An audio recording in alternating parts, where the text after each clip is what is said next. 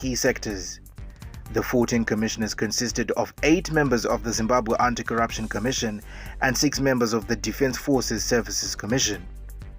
Those sworn in as ZAC commissioners are former Information Deputy Minister Kindness Paradza, Zalera Makari, Shelton Dube, Chido Madiwa, Dr. Obson Matunja, Betty Wenjere, Patrick Tendai Mukorera, and Meme Rumbidzai Zimba. President Mnangagwa swore in Charles Muronga Zombo, Mavis Gonde, Okema Bena, Pedi Mugoba, Patricia Sarah Bwerinofa, and Chipo Sheila Mahere as commissioners of the Defence Forces Service Commission. Speaking after the swearing-in ceremony, Minister of Justice, Legal and Parliamentary Affairs Ziyambi said the sworn-in commissioners will enable the 2 commissions to fully carry out their constitutional mandates. ZAC is supposed to be constituted, we must have a chairman and 8 other commissioners. So from the beginning of the year we didn't have the commission was not fully constituted. So what we witnessed today is the president has appointed 8 commissioners so that we have a full complement of our commission so that it can carry out its mandate fully. Both commissions have already started working with immediate effect. The role of the Defence Service Commission will be critical, particularly when recruiting. Basically, the Defence Service Commission, its role is the employer. So they assist on employment matters. And hence, you notice that the chairman of the Defence Service Commission is also the chairman of Public Service Commission, is the chairman of Police Service Commission, is the chairman of Prison Service Commission. The Zimbabwe Anti-Corruption Commission chairperson Michael Rosa welcomed the development, saying it will enable the commission to fully execute its duties.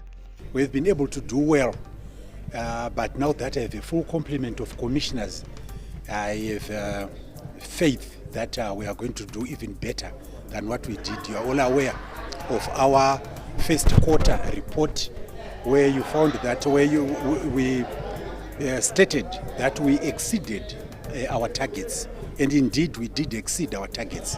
So we want to use that as a stepping stone now that we are fully complemented. The swearing in of these commissioners underscores the nation's commitment to good governance and the relentless fight against corruption. It is a critical step towards promoting transparency, accountability, and integrity within public institutions. Tafaras Bochiwe for ZTN Prime at State House, Harare. Now, the world's second biggest diamond mining company, Rosa, has promised to double its initial plant investments by the end of the year. Under its joint venture with the Zimbabwe Consolidated Diamond Company, the delegation from the Russia-based company paid a courtesy call on President Mnangagwa at State House in Harare this morning. Having said that, we have to admit that the plant investments between our companies we doubled, and so by the end of 2025 the total investments will be doubled compared to the previous agreements. The CEO of Rosa also noted that the operating environment in the country has been quite favorable due to the policies that are investment friendly. We already thanked His Excellency for the brilliant investment climate made in here, and we are ready to work in the Republic of Zimbabwe, and we are ready to move forward. And the mining giant is only second to De Beers and specializes in exploration, mining, manufacturing and sale of diamonds. The Russian state-owned firm, a global leader in diamond production, has previously explored joint ventures to optimize Zimbabwe's diamond sector. It also has African operations in Botswana and Angola. Zimbabwe's industrialization agenda continues to take center stage at this year's Zimbabwe International Trade Fair. Vice President Constantino Chiwenga has urged the business community to shift towards high-value technology-driven production systems. He says this is the key to driving sustainable economic transformation.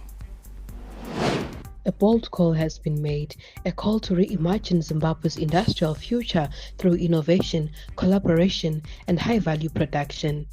Vice President Constantino Chiwenga challenged the private sector to abandon low-tech manufacturing models and embrace a knowledge-driven industrial revolution. He challenged Zimbabwe's industrial sector to invest in research and forge stronger partnerships with academia to drive sustained economic growth.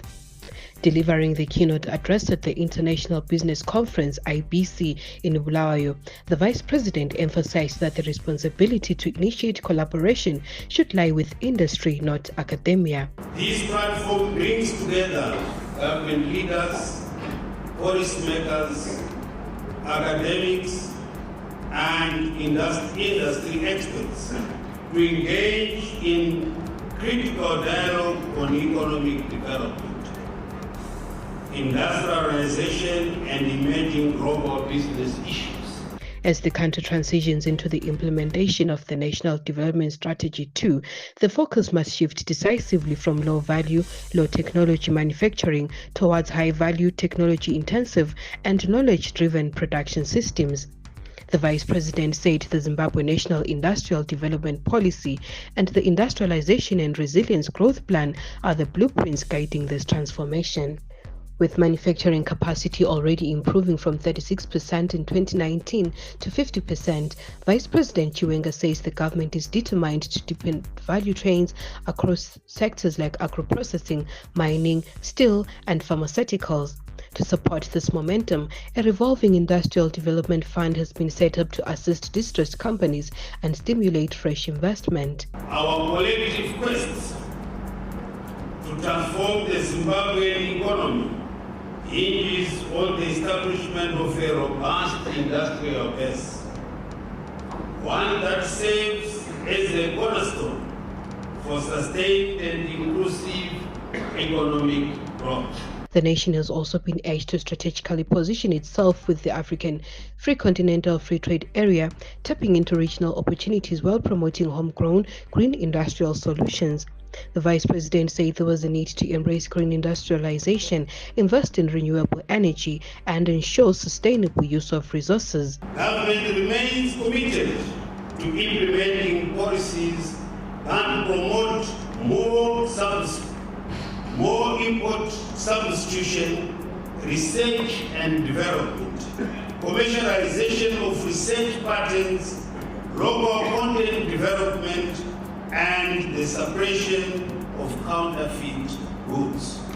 From technology to trade and innovation to investment, the message from the Vice President is clear that Zimbabwe's future industrial strength lies in value, vision, and unity. Speaking at the same meeting, Industry Minister Mangaliso Ndlovu said his portfolio had made strides in engaging academia and creating an enabling business environment. We have been actively addressing the scourge of smuggling and counterfeit products that have invaded and negatively impacted our formal sector in the main. Today I am pleased to report that significant progress has been recorded in this regard. For ZTN Prime, I'm Andile Chuma in Bulawayo. When Newsplus returns, we'll give you a story on how a Bulawayo chicken breeder stunned spectators at the ongoing ZITF. And unoona kana zvinhu zvakadayoka zvinobva zvatinewe fofa kudayo izvozvo final demand yandatumirwa nesitokadzo hanzi ndibhadhare chikwereti ndozvifambisa sei ndine urwere wakachera iri yefinal demand unofanira kutobhadhara imba inotorwa ndozvifambisa sei izvezvi kubhengi kunenge uchida unomirwa line pedzezvo kanzuro kuda umirwa line apa ndine urwere ndoita sei era kutsvuka bedzi asi wakasara kudai auzizivi kuti hakuchina zviya zvokunzi kwai kunomirirwa kuenda kumahofisi kuti unobhadhara kanzuro kanzuro yekuti unobhadhara izvozvi nemaplatforms akawanda ari paya through pay now unogona kubhadhara neEcoCash, One Money, FBC online, CBZ touch, kana kuti unogona kuita iri bank transfer caps account yavo number ndakutoiziva nomusoro ndiyo yandoshandisa every month caps 10036552211 wapedza kudaro wakutoita kuindisa proof of payment paemail rtgs@hararicity.co.zw zvoga izvo wakagara ipapo pauri ipapo kumba kwako unogona kutongobhadhara kanzuro hazvichamiri good kwa unoenda kumaofisi chibva watouya ubva watondiitira utongobhadhara online zvichiri zvokubhadhira chikwereti kubva woti neni kwati.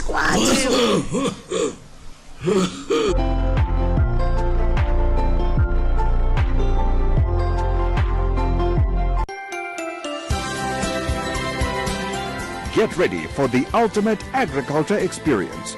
Join us for an exciting journey into the world of farming and agriculture. Discover the latest innovations, techniques and technologies that are shaping the future of food production. Meet industry experts, network with farmers and learn from their experience.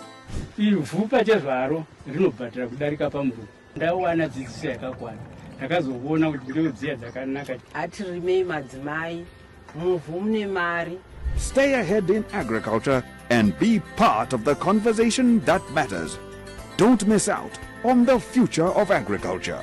Tune into Farmers Connect. Mark your calendars every Thursday at 7:30 p.m.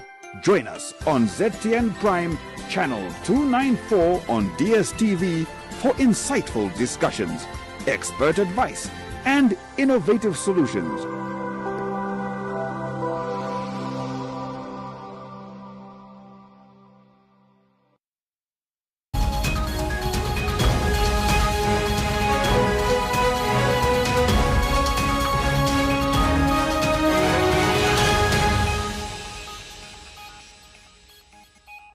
You are still watching Newsplus and we're coming to you live from Harare. Now, picking up from where we left off, a Bulawayo chicken breeder stunned spectators at the ongoing Zimbabwe International Trade Fair in Bulawayo after revealing that he purchased a rooster from South Africa at a whopping 45,000 rand, which is nearly 250 United States dollars. Let's hear more from the following report.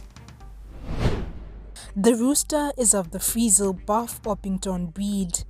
The breed has roots in Europe and South Asia and is known to grow big in stature.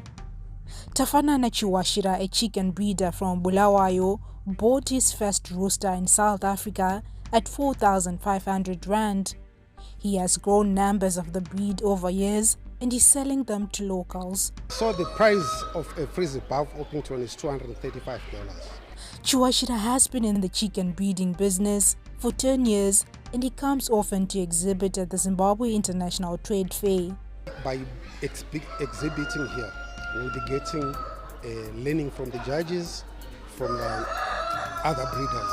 And secondly, it's a marketing. We need to market ourselves. The Friesel Buff Orpington breed grows big in stature and reaches full maturity at around 10 to 12 months. The chickens can also be kept for laying eggs or even as pets. In a hen you can get 4 kgs, which means a rooster can go up to 8 kgs, 6, 7, 8 kgs. So it's good for meat, it's good for eggs. It's also good as a pet. There are some people who want them as pets. As the breed gains popularity among farmers, prices might drop in the future. But for now, the Friesel Buff Orpington breed certainly stole the show at the ZITF this year. Now, the recent downpours have brought optimism for horticulture farmers in different parts of the country. This year, productivity is expected to go up by at least 25 to 30%. The unexpected recent rains have pushed the water table well above normal levels. This is a particularly welcome development, especially for horticulture farmers. Experts are projecting a 25 to 30% increase in crop production. We find with these rains here, it's going to increase the productivity by about 25 to 30%. The abundant water supply is expected to benefit not only horticultural crops, but all other staples of winter farming in the country. This anticipated increase in yields could also translate to improved food security and higher incomes for farming communities. Some of these produce, as nice as they are, they can be used locally to generate funds for the family, as well as you can also export. And they will also benefit, as I've said, livestock.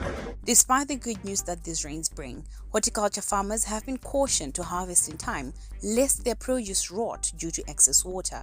We need them. It's only up to the farmer to make sure that they safeguard their produce against rots by making sure that they harvest in time, or they leave in the field and harvest when it's ready to do so.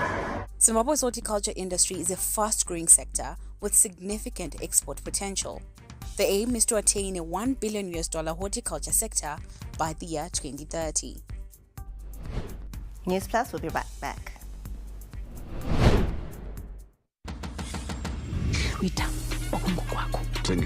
It's an experience and a half. What are we looking at?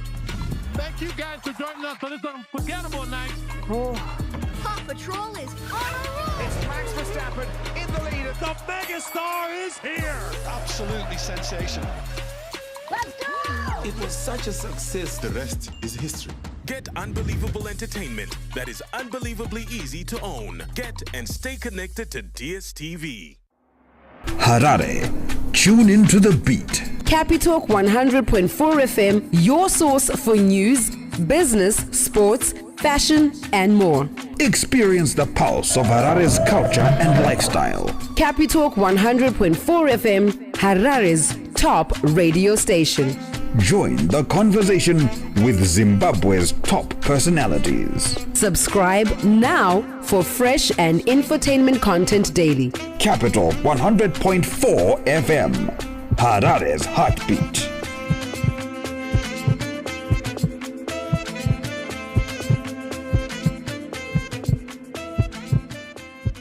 In a land where traditions run deep, where the soil holds the secrets of generations, and where dreams are sown alongside seeds, a new generation emerges.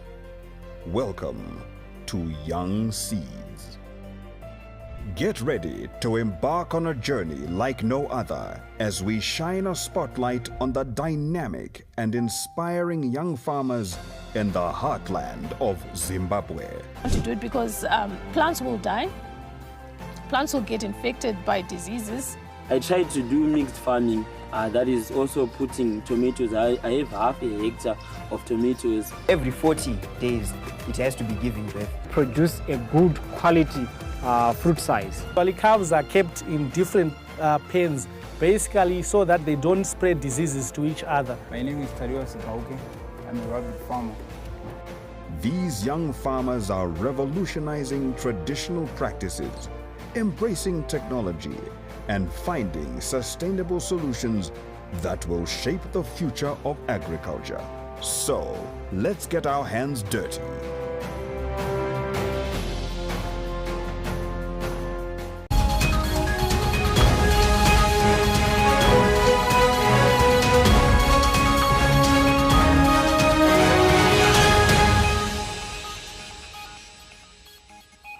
Farmers in Mangwe and Wililima districts involved in a pioneering commercial tobacco farming project have been given the thumbs up by the Tobacco Industry and Marketing Board, TIMB, in recognition of their work to spread tobacco production across Zimbabwe.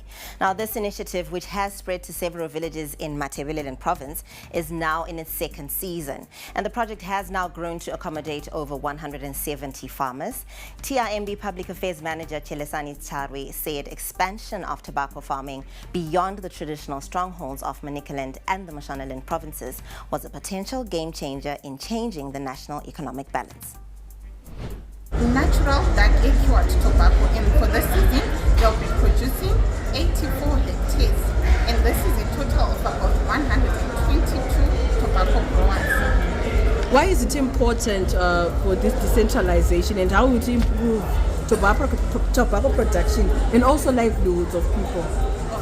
So we have a target by 2025 we should have produced 300 million kgs of tobacco, and the last recorded highest yield that we produced was in 2023 where we produced about 292 million kgs of tobacco. So with the decentralization efforts being carried out in Matabeleland, we are hopeful that tobacco production will also increase.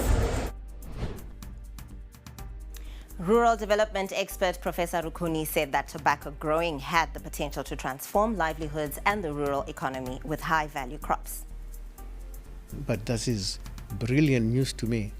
Decentralizing tobacco marketing is brilliant, but we should not stop at tobacco. We should decentralize all manufacturing processes. At our stage of development, most light industries should be in rural areas.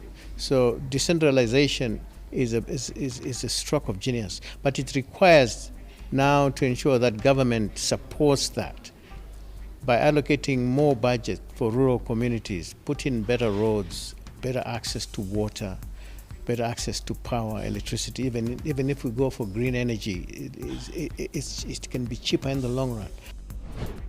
And now to take a look at what's happening in the hospitality industry. Manicaland's tourism sector saw a significant surge during the Easter holiday, with a notable influx of local and international tourists visiting the province's popular destinations. And according to Lindani Ngwenya, Manicaland representative of the Hospitality Association of Zimbabwe, the province experienced a substantial increase in bookings and foot traffic at lodges, resorts and national parks. This increase in visits highlights Manicaland's potential as a major tourist hub and bodes well for the sector's future growth. The traffic was fairly good over the Easter period. We had people coming in. We had generally good occupancies for an Easter holiday. Slightly above last year. Last year was good as well. So yeah, we've been picking up gradually over the years, with this year being the most good over the last maybe 3 or 4 years. The National Museums and Monuments of Zimbabwe, NMMZ, will lead this year's International Museums Day commemorations in Mutare on May the 16th. NMMZ Eastern Region Marketing and Public Relations Officer Lloyd Makonya said the event will take place at the Mutare Museum. Makonya also said the commemorations are designed to give museums a platform to showcase their work and demonstrate their evolving role in contemporary society. And the event is expected to draw participants from across the region and will include exhibitions, educational activities, and interactive displays reflecting the theme of this year's global celebration. The theme for this year is the future of museums in rapidly changing communities. So basically we are focusing on the work of the museums and how they're able to navigate the changes that are happening around them, be it social, technological and environmental shifts, and how does the museum fit into that context, and what is the contribution of museums within a changing, within rapidly changing communities. Because we are going to run the flagship event for our commemorations would be the primary schools heritage quiz finals. We host, as NMMZ or National Museums and Monuments of Zimbabwe, we host a primary schools heritage quiz competition. And this next story is rather concerning. Police in Nyamapanda, Zimbabwe's Mashonaland East province, have launched a manhunt for 2 accused persons who allegedly sexually assaulted a 94-year-old granny. Allegations are that on the 20th of April, the complainant retired to bed and locked her door using a stick. And during the night, 2 unknown persons broke into her house and took turns to rape her. Mashonaland East Deputy Provincial Police spokesperson Inspector Mishek Denire speaks. Apart from it being against the laws of the country and against our cultural dictates, this is a shameful incident which is against our morals. We are appealing for anyone with information which may lead to the arrest of these fugitives to report it to any nearest police station. We also need to conscientize members of the public that the vulnerable community, which includes juveniles, the elderly, and those living with disabilities, should be closely monitored against any possible predicament. Kimberly Chimalanga has the latest from the courts, including the update on bribe-taking cops. The 2 police officers were seen accepting bribe in a viral video and later charged with criminal abuse of duty have been remanded in custody awaiting bail ruling. Rudo Chirenkendure and Mupandira Michael are alleged to have released a suspect in cuffs soon after receiving a bribe. The investigating officer told the court that the accused persons are not suitable for bail because they are likely to interfere with investigations and witnesses. One of the accused's defense, Liberty Gono, argued that they cannot solely rely on the viral video, saying there is possibility that it was generated by artificial intelligence. The defense also challenged the state to identify the vendors which they feared the accused might interfere with. Moving on, a Harare businessman, Stephen John Buzz, has been convicted by a Harare magistrate after he defrauded his business partner of $200,000 in a botched deal. Buzz approached the complainant with a business proposal of importing goods from South Africa to Zimbabwe for resale to Pick n Pay supermarkets. Magistrate Clever Tsikwa said there is overwhelming evidence before the court incriminating Buzz and that the state managed to prove its case.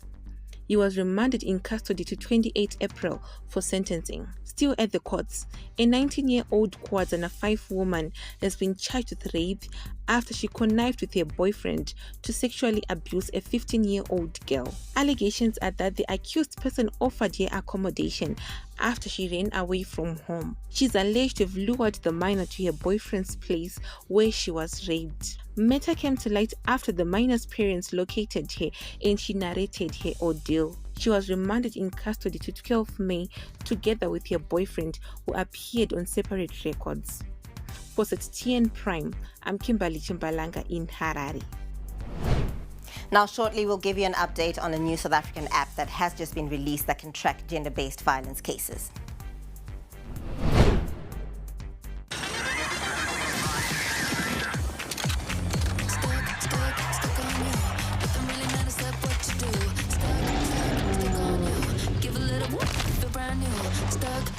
Stuck on you. Ooh, obsessed with you. I'm obsessed. With Showmax, your favorite characters now follow you anywhere. Download it today and watch the best in local, international, and everything in between.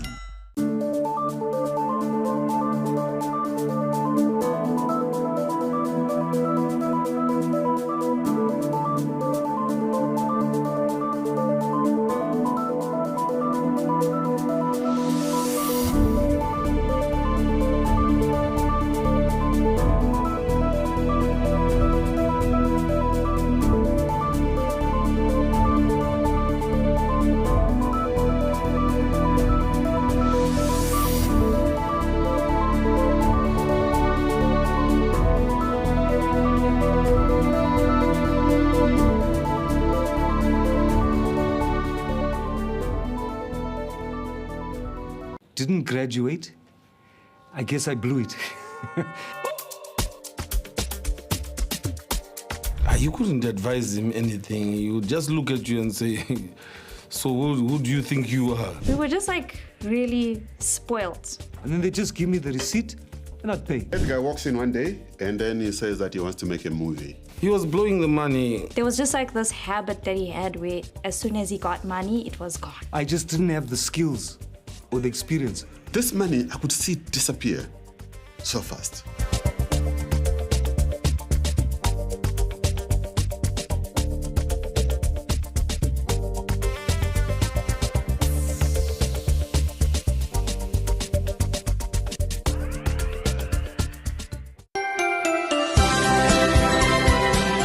Get ready for the ultimate agriculture experience.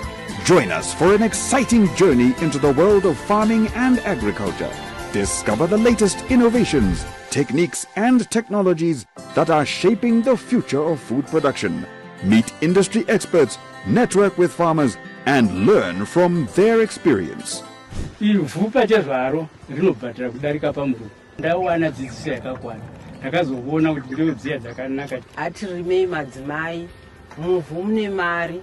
Stay ahead in agriculture and be part of the conversation that matters. Don't miss out on the future of agriculture. Tune into Farmers Connect. Mark your calendars every Thursday at 7:30 p.m. Join us on ZTN Prime, channel 294 on DSTV for insightful discussions, expert advice, and innovative solutions.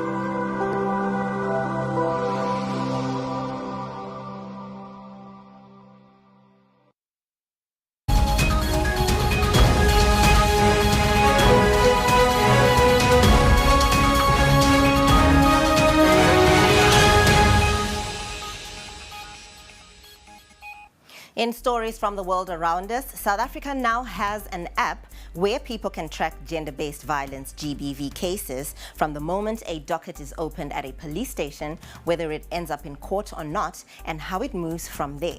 The app aims to track handling of GBV issues and hold account those tasked with dealing with such cases.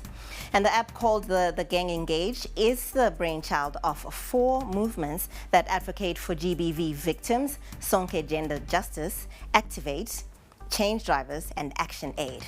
And the app, which has been in development since 2020, was established to tackle the high underreporting of GBV cases driven by poor police response, weak interdepartmental coordination, slow progress, and limited public awareness of available support services. Now, in a stark warning, the head of UN's Food Aid Agency in Ethiopia has said millions in the country are one shock away from falling into catastrophe. Because of a lack of funding, the World Food Programme, WFP, is being forced to halt treatment for more than 500,000 malnourished women and children starting next month. The WFP has warned that those affected are among 3.6 million people who would no longer have access to food aid in the coming weeks without more money coming in. And Ethiopia is still feeling the after effects of a 2-year civil war in the northern region of Tigray that ended in 2022. Now, in another story, on March 23rd, an ambulance convoy departed from Khan Yunis towards Rafah in southern Gaza, following evacuation orders issued by the Israeli military. The mission was to rescue civilians trapped under bombardment, but the convoy never reached its intended destination.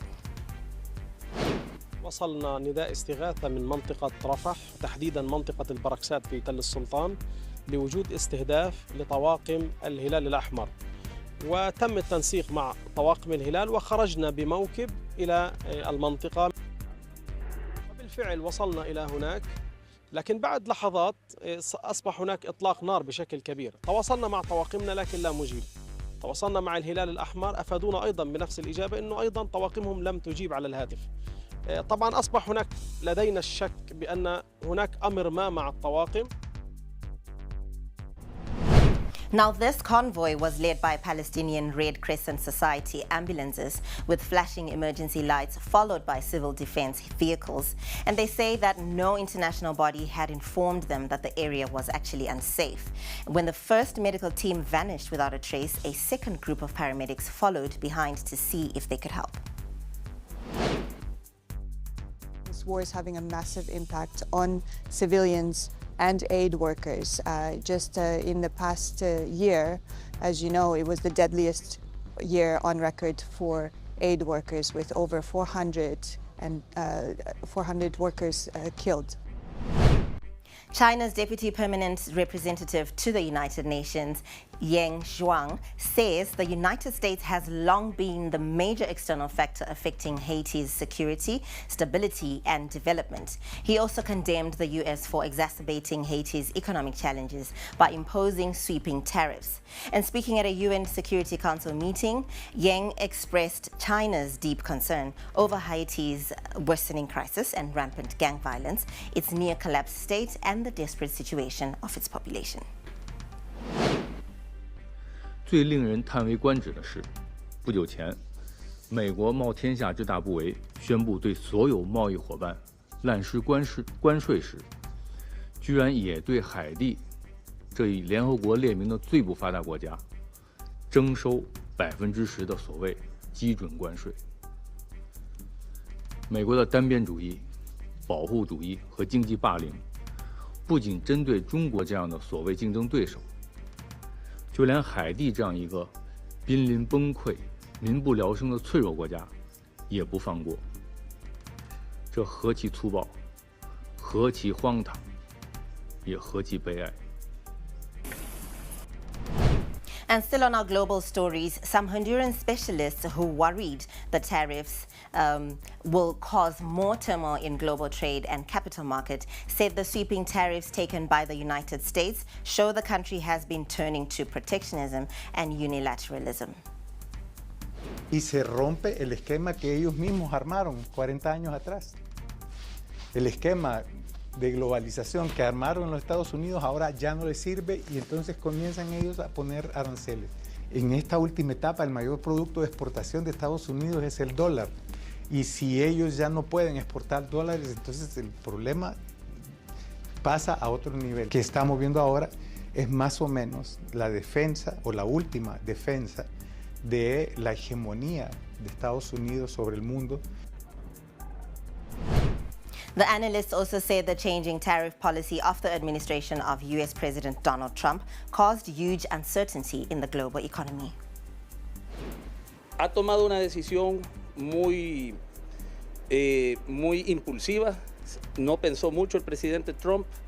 Parece que quiso amedrantar y cambiar las reglas del juego en cuanto a la globalización y volver al proteccionismo, al crecimiento endógeno, el crecimiento hacia adentro.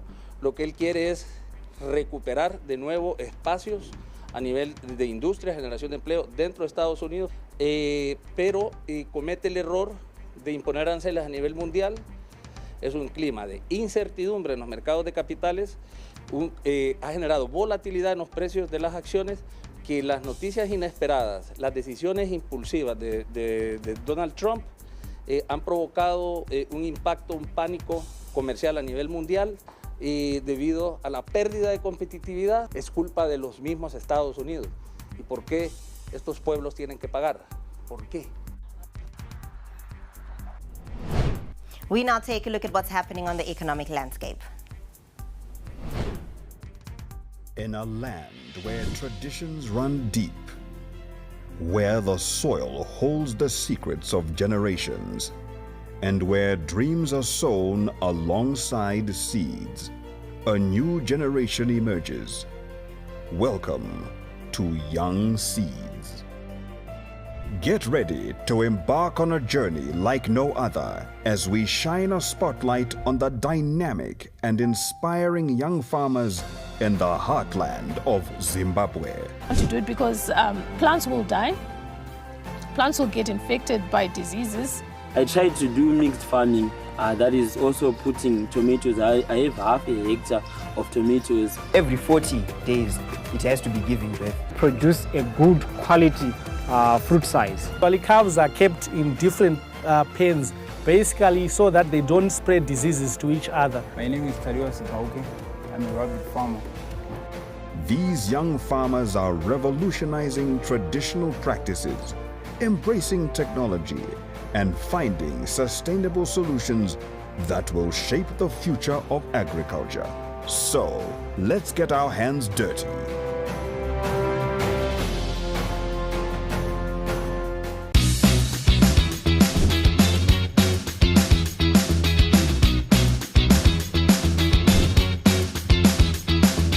Dental checkups, experiments, games.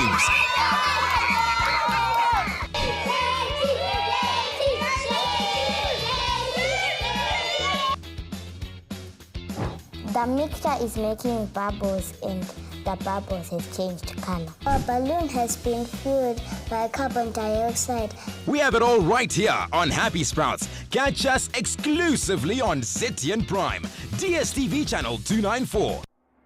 Harare, tune into the beat. Capitalk 100.4 FM, your source for news, business, sports, fashion, and more. Experience the pulse of Harare's culture and lifestyle. Capitalk 100.4 FM, Harare's top radio station. Join the conversation with Zimbabwe's top personalities. Subscribe now for fresh and infotainment content daily. Capital 100.4 FM, Harare's heartbeat.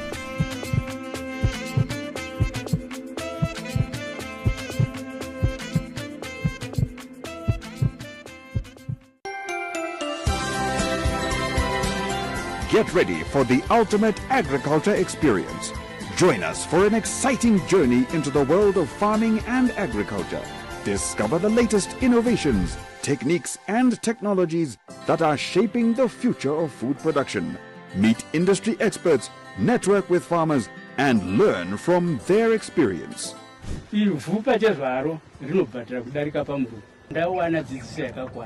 ndakazokuona kuti ndiri kudziya dzakanaka. Atirimei madzimai muvhu mune mari.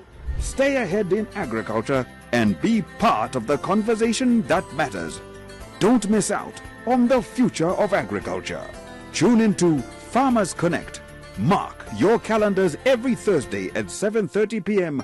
Join us on ZTN Prime, channel 294 on DSTV for insightful discussions, expert advice, and innovative solutions.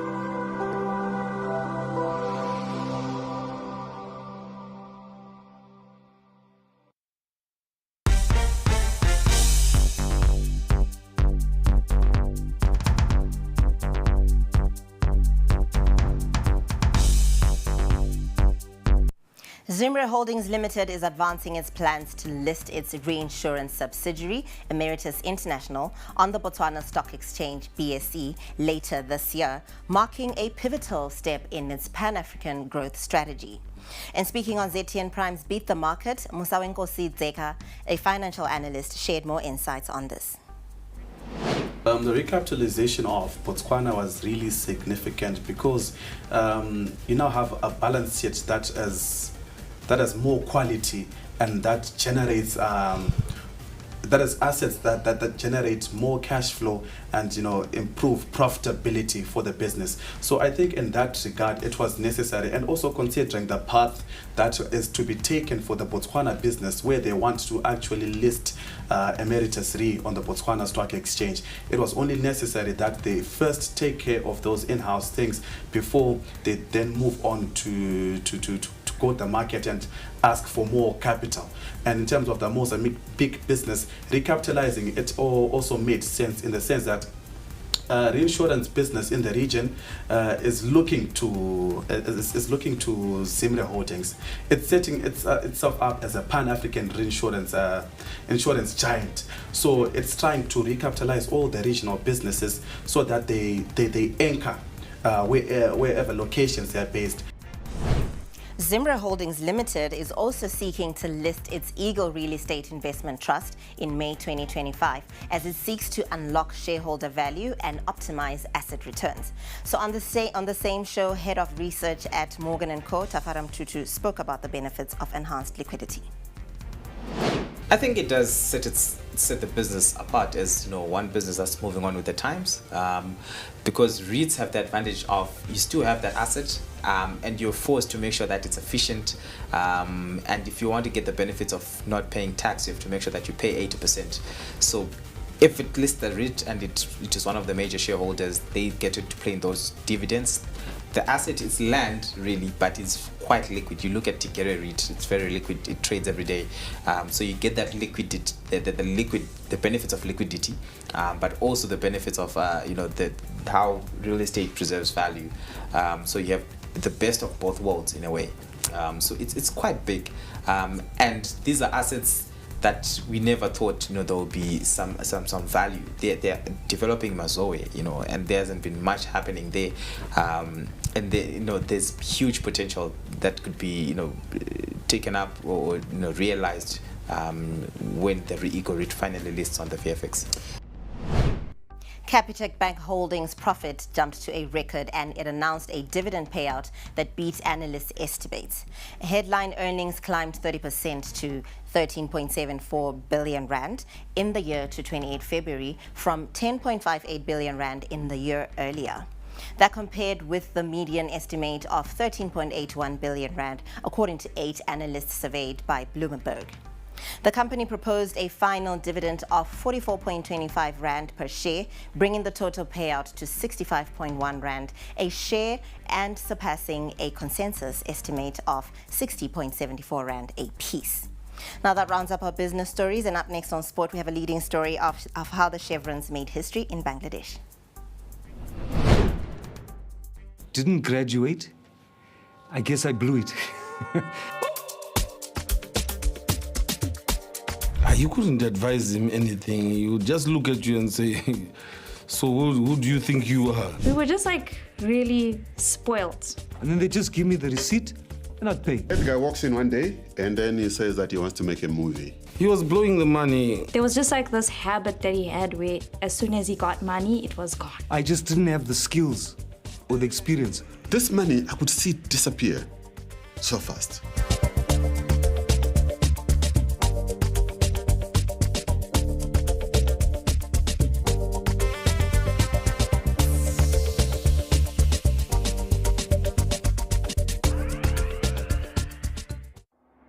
Harare. Tune into the beat. Capitalk 100.4 FM, your source for news, business, sports, fashion, and more. Experience the pulse of Harare's culture and lifestyle. Capitalk 100.4 FM, Harare's top radio station. Join the conversation with Zimbabwe's top personalities. Subscribe now for fresh and infotainment content daily. Capital 100.4 FM, Harare's heartbeat.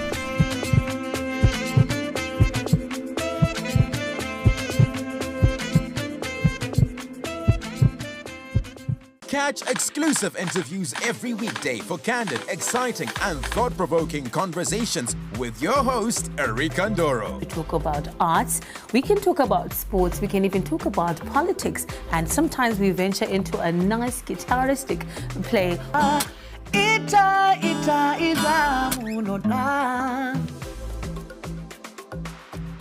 The one story where you can't get out of your head.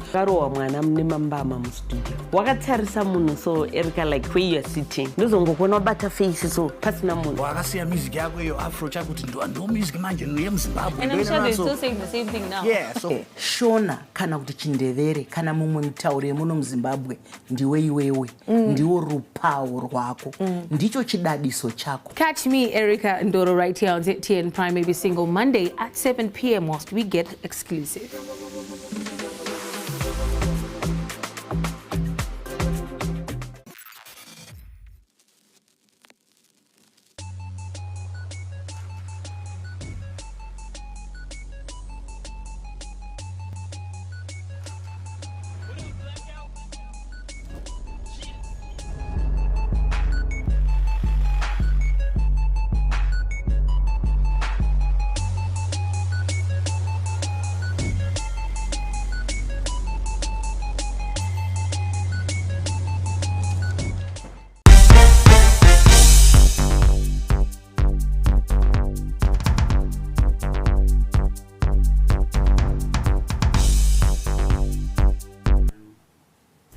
Blessing Muzarabani's 9-wicket haul, a 95-run partnership by Brian Bennett and Ben Curran in Zimbabwe's second innings, and Wesley Madevere's composure at the tail end perhaps best summarizes Zimbabwe's 3-wicket win over Bangladesh on day 4 of the first test match in Sylhet today.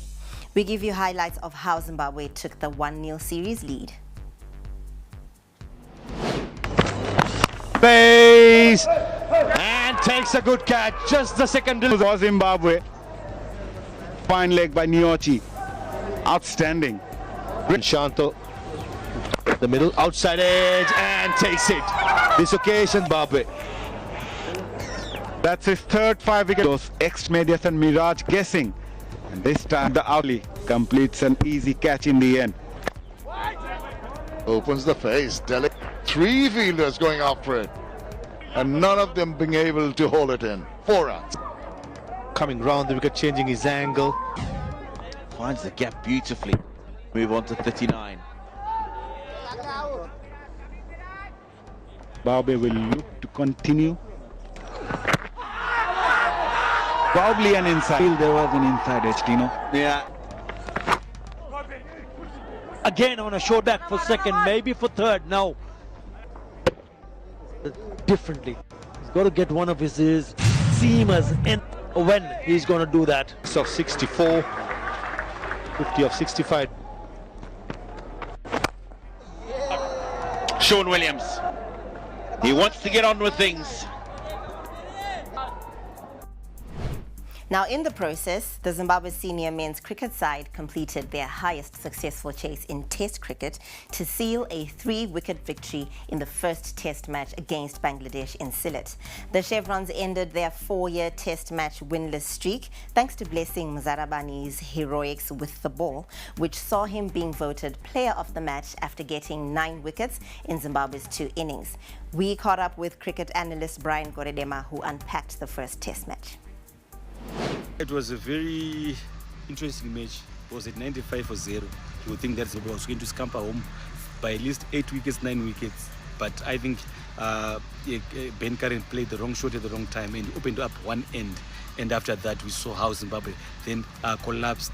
But I would like to think that Bennett really played well. And again, he left some runs there and opened another end. But the way that Wes Madevere played there at the end, 19 from about 54 balls, it tells you about the quality of the young man. But again, it's an issue of not having won a lot of games. So winning becomes a habit. So you begin to know what you need to do in such situations. And again, you saw that Zimbabwe didn't know what to do because they've been losing matches like it's getting out of fashion. Goredema also shared his thoughts on what the Chevrons need to do so that they can wrap up the series. Speaking about winning a match, now we want to speak about winning a series.